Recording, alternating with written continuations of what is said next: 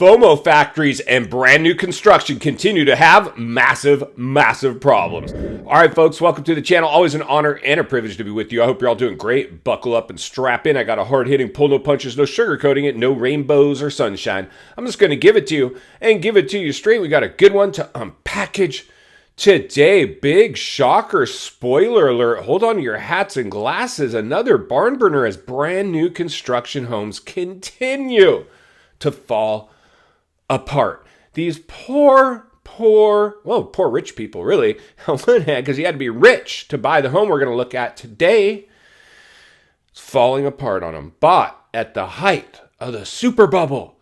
Their dream home went all in, and now the home is falling apart, shut down. It's not even livable. It's dangerous. Your life could be at stake in this house.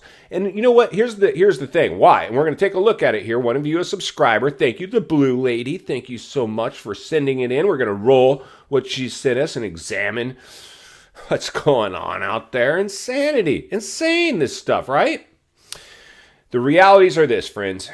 I'm against brand new spec homes that were all built during the crisis. Why? Because it was investors just trying to build these things as fast as they could. They couldn't get workers over there. They had to get scab workers. Materials were cheap. They overpaid for cheap materials, and they started slapping them up because they were in a race against the clock. And what happens to the quality of construction if you're rushing construction? It drops. Of course, the quality of construction on these homes, not only were materials cheap, I mean, your goal when you're a builder is to get the materials as cheap as possible. Because these are spec homes, all use schematics and computer programs to determine how many linear feet and sheets of drywall and plywood and blah, blah, blah. It's all down to the square inch under the microscope. No waste in these homes. Well, that's one good thing. At least there's very little waste anymore when you're building these homes, because now we have computer programs to tell us how much materials we need. But the realities are this, my friends. This is bad. This is super bad, because this is just scratching the surface. How many new homes were built during this bubble? More than ever recorded in history. We're breaking all the wrong records once again. So let's go ahead and roll this news report that the subscribers sent in. Then we're going to meet back here and wrap this one up. Let's get started. All right, friends, our subscriber emails. Utah City tells families to get out of their homes.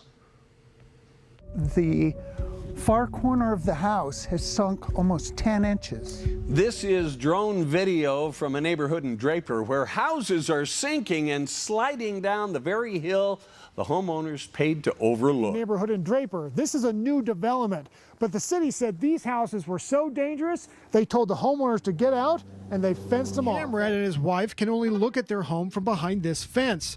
Problems began in the spring. The far corner of the house has sunk almost 10 inches. The house is also moving laterally. It's moving laterally in which direction? Down the hill. A similar thing is happening next door to the Camrad's neighbors, a family of 7. Draper posted this notice on the door of this home and its neighbor saying the occupancy permit had been revoked and to stay out. Peterson said city building inspectors felt the repair work was not successful and the homes were no longer safe. Camrads are still hoping to live in their house. We do not enjoy living someplace else. This was all right, friends, welcome back. So that's what's going on over in Utah. And Utah is another example of a city and an area that got way too euphoric in their housing prices, which is why all these builders flooded in. Anywhere you see brand new spec homes, first of all, for me, they're FOMO factories, because any place that has a model home you tour first prior to getting yours, that's a FOMO factory, my friends. They get you to fall in love with the model unit, where they have on-site salespeople. Hi, friends. Thanks for coming in. Isn't it a beautiful home? Let's get you over to the office so we can go through some of the numbers, and I can let you know how soon we can get you into the... What? It's not ready yet? Oh, no. You got to wait for yours. It's going to look a lot like the one you toured today, I promise. This one falling off a cliff. Insanity. These people's home, not only do they buy at the height, no longer can sell for what they paid for it, and the builder's like, hey, sorry, I don't know what to tell you. I mean, you can go find somewhere else to live, a park bench or something, a tent. a shelter while we see if we can fix this thing, or you can just sell it back to us. But we're not going to give you what you paid. We're just going to give you fair market values, more likely. What they're up against. They have no choice. Their backs against the wall. I'll tell you one thing. This is going to cost the homeowner even more money. They bought at the height.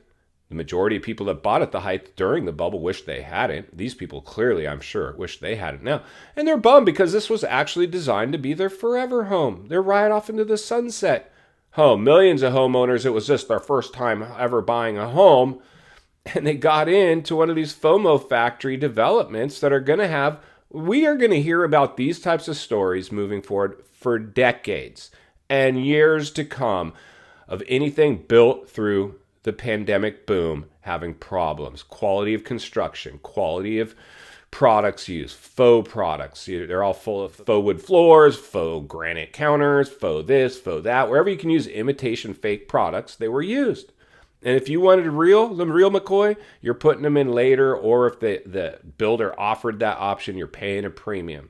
Now these builders are telling you, oh, we'll give you free upgrades. Oh, what? It's like fake granite instead of Formica. I mean, who knows what's going on over there now? But this is just another example of what happens in a housing bubble when people drink the economic Kool-Aid, a stimulus era that created a casino climate that made people feel wealthy. People don't feel wealthy anymore as we have runaway inflation and a risen interest rate environment. This thing plays out one way, and it's not a race to the moon. It's potentially a race to the bottom.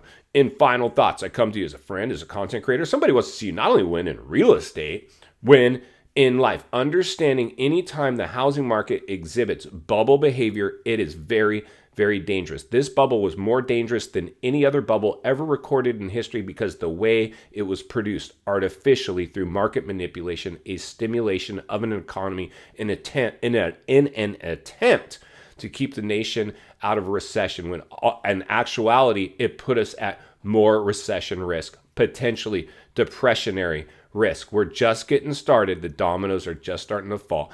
We're going to continue to heat map and temperature check it every step of the way, because it's not only what we need, it's in fact what we deserve. If you appreciate the content, I do want to humbly ask you to give the video a like, subscribe to the channel, and leave a comment below. I would love to hear from you. Social media links in the description of this video if you'd like to contact me there, along with links to channels I've appeared on I think you might enjoy.